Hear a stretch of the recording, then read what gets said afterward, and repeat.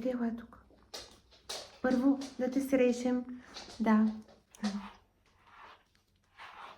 Да оправим прическата. Да знам, че стоиш само единствено за... Чакай. Айде. Почваме.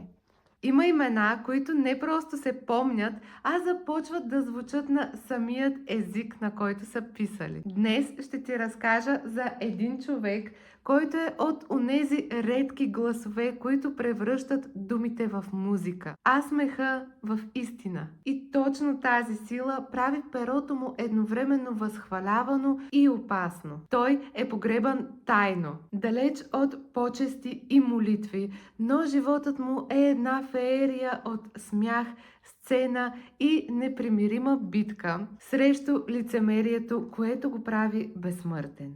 Сега ще ти разкрия изкрици от вълнуващия живот на Молиер. Въздействието му върху езика и литературата на Франция е грандиозно, ненадминато и непреходно. Твърди се, че именно той изважда сладката мелодия и звучене на френският. Затова до днес наричат както немският е езикът на Гьоте, италианският е езикът на Данте, испанският езикът на Сервантес, то френският е езикът на Молиер. Изказът му често привлича критиката на моралистите и най-вече на римокатолическата църква заради неговите атаки срещу религиозните лицемери, а някои от творбите му дори са били забранявани от църквата. Молиер предизвиква постоянни спорове и скандали, налагани са му забрани, бивал е преследван, гонен, дори арестуван. Днес ще ти разкажа за най-скандалната фигура на 17 век, за гениалният провокатор на Франция от епохата на кралят Слънце,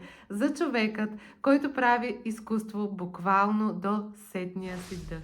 Жан-Батист Поклен е известен като драматург, режисьор и актьор, майстор на комичната сатира. Смятан е за душата на Комеди Франсез, което е френската комедия, която съчетава елементи на италианската комедия дел'арте с изящността и чувствеността на френския хумор. Той е роден в Париж на 13 или 14 януари 1622 година, като първороден син на Мари Кресе и Жан Поклен. Произхожда от семейство на потомствени тапицери и търговци на мебели. През 1631 година баща му става с титулата тапицер на кралския двор, след което и откупува почетната и много доходоносна титла придворен тапицер и я завещава на сина си. Кралският двор по това време е начело с Луи XIII. В същата година обаче починала майката на Жан-Батист,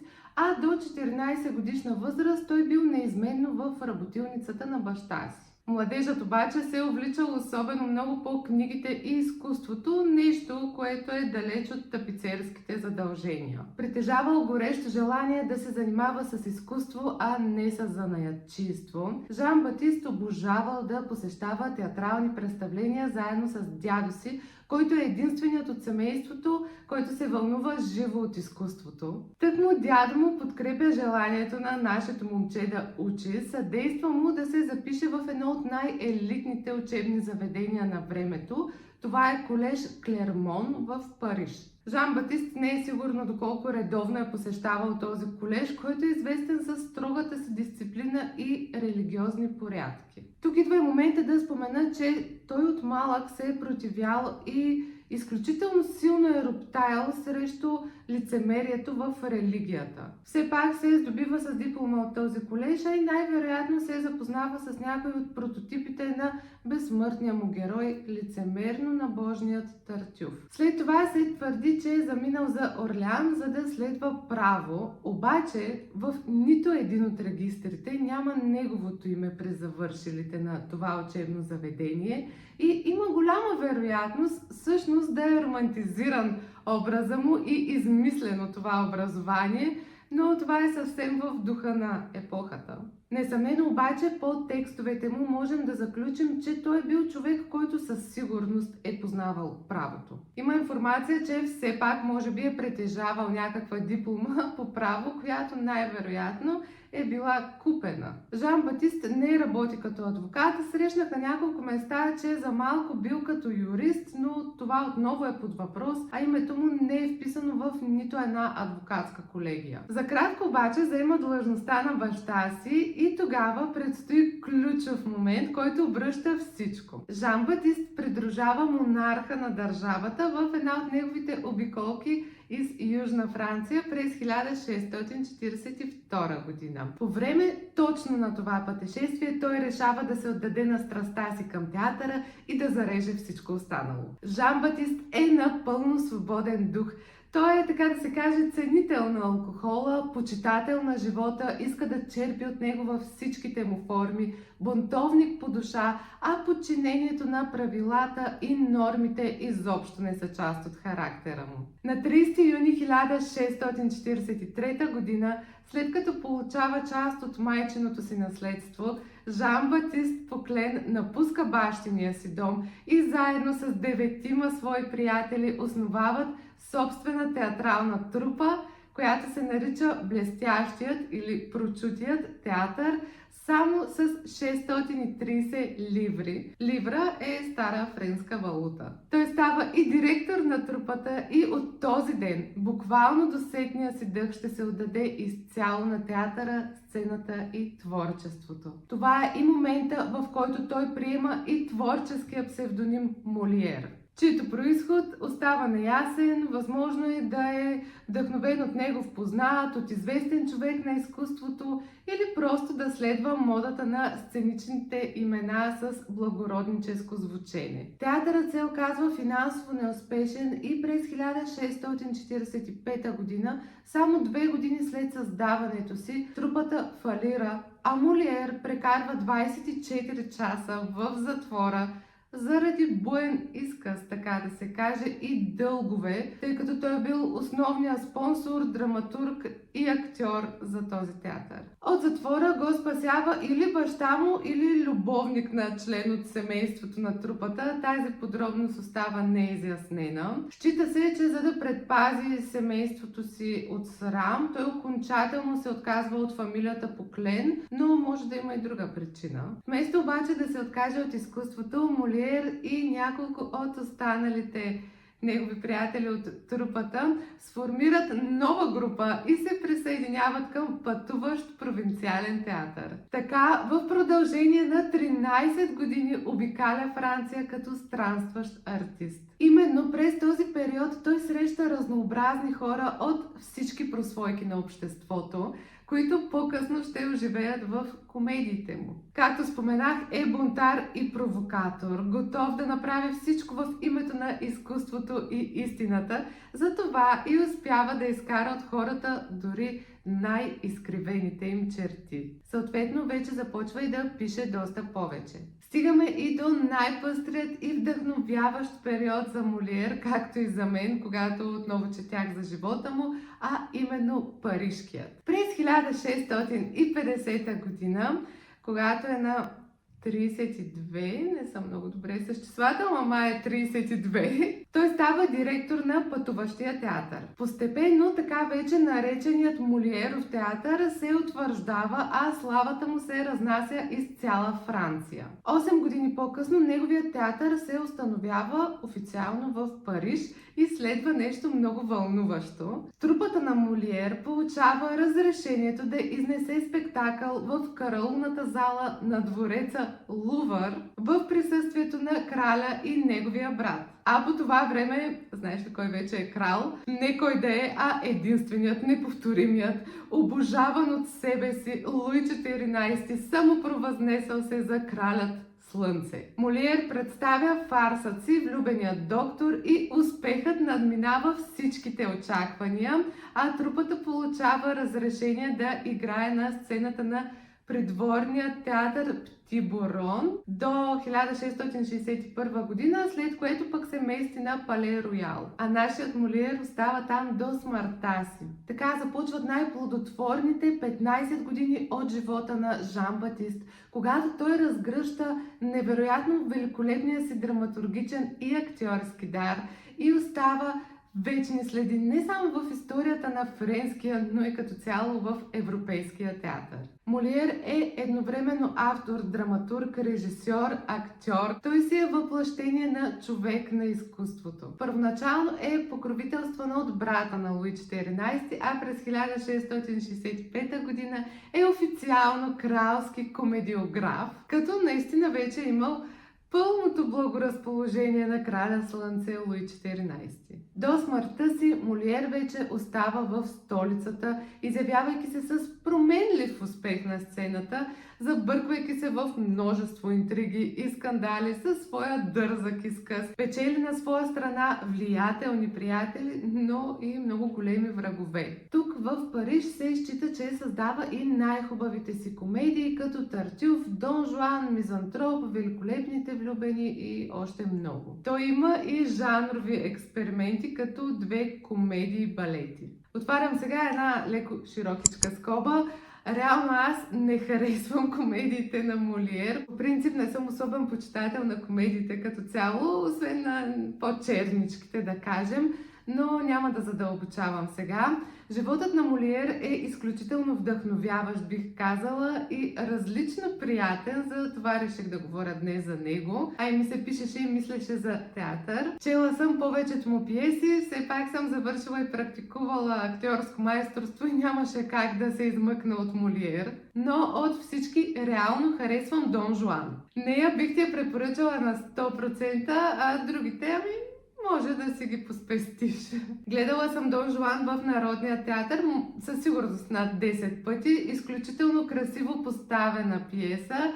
Все пак е на Александър Морфов като режисьор, Деян Донков е самия Дон Жуан, а Сганарел оръженосецът е Захари Бахаров. Както и да е, за жалост тази пиеса не се играе вече. Ако в своите ранни комедии Молиер провежда линията на социалната сатира много внимателно и то главно в второстепенните си персонажи, то в своите зрели произведения той се цели директно в центъра. Неговата жертва става феодално-аристократичното общество в лицето на по-висшите класи, като дворянството и духовенството. Като създава образи на лицемери и развратници в религиозни облекла и на пудрени перуки, което може да се досетиш, че изобщо не се е нравило на голяма част от обществото. Но Молиер нямаше да достигне и част от звездите, които е докоснал вероятно нямаше и цяла Европа да знае името му, ако нямаше именно този негов изказ. Все пак е наречен и кралят на френската комедия, хората са му дали това име. Бил е упрекван, че допуска тавтологии и грешки, а някои от пиесите му са написани нарочно на диалект. Отново гениални провокации. Ние в момента всъщност не можем да си представим, но всичко това се случва в 17 век, когато светът, нормите и възприятията, цензурата дори са много по-различни и жестоки. По време на парижкият си период Жан Батист написва 31 пиеси, които се играят на сцената на Пале Роял. Пале Роял е кралски дворец в Париж с театрална зала, който през 17 век се превръща в едно от най-важните средища на френския театър. Но днес си говорим за Франция, градът на любовта, Молиер, дързък човек на изкуството, който несъмнено обича да пие от живота и няма насита. Съответно няма как и да не се поразровим в по-интимният аспект на битието му. В личния си живот до някъде обаче Молиер е нещастен или сравнително неудовлетворен. Има две основни жени, които знаем, че присъстват. Първата е Мадлен Бежар. Тя е една от най-важните дами в живота на Молиер и ключова фигура в ранната му театрална кариера. Мадлен е актриса и режисьор, както и съоснователка на първата му трупа, като дълги години двамата работят и пътуват заедно из Франция след това. Биографите приемат, че между тях е съществувала и лична връзка, макар тя никога да не е била официализирана с брак. Мадлен оказва силно влияние върху развитието на Молиер и остава до него през най-трудните му години като странстващ артист. До Молиер Мадлен Бежар е не просто актриса, а опора в години на бедност, провали и несигурност. Тя споделя с него тежкия живот на странстващия театър и остава в сянка, докато той постепенно се превръща в име, което ще помни френската сцена. В един момент се изчита, че интимността им приключва и те остават само колеги в театъра, което отново няма как да знаем дали е точно така. Следващото име е Арманд Бежар.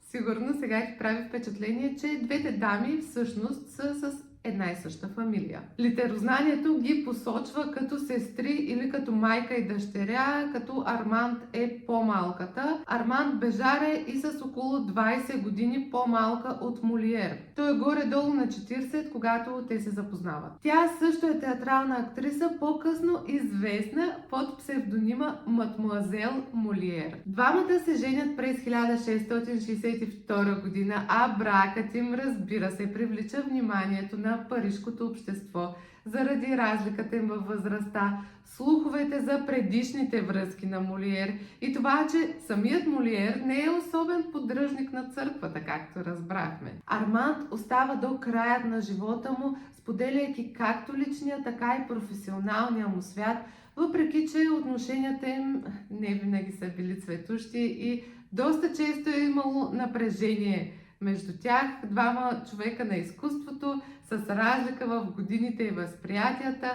Може да си представиш буреносността на думите и чувствата им. Бракът им е белязан от клюки и обществени спекулации, но Арманд остава верен партньор във всяко едно отношение на Молиер. Имат и 3 деца, като само едно от тях доживява зряла възраст. По тези времена това е било съвсем нормално. Стигаме и до последните години на Жан Батист и неговата поетична смърт. Много се вълнувам винаги, когато говоря и мисля за този момент. Мадлен, първата дама в живота му, умира през 1672 година, а това рязко разтърсва Молиер, който вече е давал признаци, че здравословно не е особено добре. Той дълги години е страдал от туберкулоза. Счита се, че вероятно е заразен по време на престоя си в затвора за неизплатените дългове, още в началото на разказа ни. Това състояние се е развивало постепенно, а 17 век медицината не е била особено напреднала, както знаем. Неговото последно изпълнение на сцената остава в историята като легенда.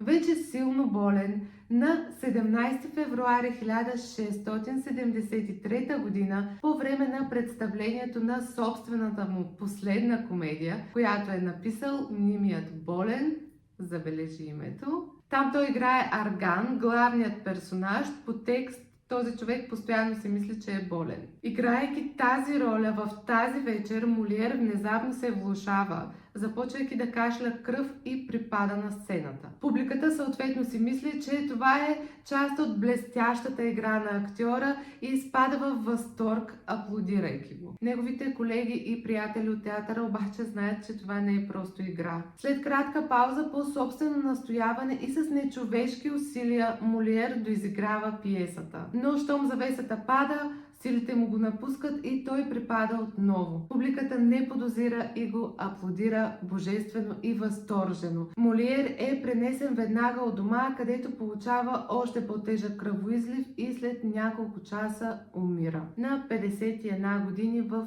разцвета на творческите си сили. А последният му спомен най-вероятно е сцената и заглъхващите аплодисменти, които талантът му е вдъхновил. Историята обаче не спира до тук. Католическото духовенство, което Молиер така силно ненавижда и така ревностно усмива, отказва да даде разрешение за погребението му. Освен това, по френските закони по това време мисля, че не е разрешено актьори да бъдат погребвани на свещена земя на гробището. Арманд обаче, съпругата на Молиер, търси съдействието на краля. Все пак, както разбрахме, той бил благоразположен към изкуството на Жан Батист. Кралят разрешава погребението да се състои, но тайно, без каквато и да е служба, и то много късно вечерта. Заравят Молиер през нощта, скрито, само на няколко свещи светлина зад гробищната стена, където по принцип са погребвали самоубийците и некръстените деца. След ковчега на великият писател вървят много негови почитатели и приятели. Сред тях са Ла Фонтен, Буало и колегите му от театъра. След Великата френска революция властта изразява почита си към Молиер, като останките му са пренесени в гробището на манастир, а през 1814 тържествено са пренесени в парижкото гробище Пер Лашес в близост до тези на Ла Фонтен. Молиер напуска този свят така, както често е живял в него, между възхищението на хората и неодобрението на властта и догмата. Молиер не се е колебаял, бил е болезнено смел и никога не се е отказал от онова, което му говори сърцето, и е успял. Защото онзи, който е бил погребан тайно през нощта, остава завинаги на светло в историята на световното изкуство. Благодарим ти, че стигна до тук. Ще се радвам да чуя мнението ти за Молиер. Аз, както ти споменах, не съм особен почитател на драматургиите му, освен на Дон Жуан, но историята на животът му ме плени още в момента, в който чух частички от нея, а това беше преди доста години. Ако ти е било приятно в моята компания, ще съм щастлива да харесаш видеото и да се абонираш за канала ми, ако още не си, и те очакваме следващия път. Дай лапа! Чао!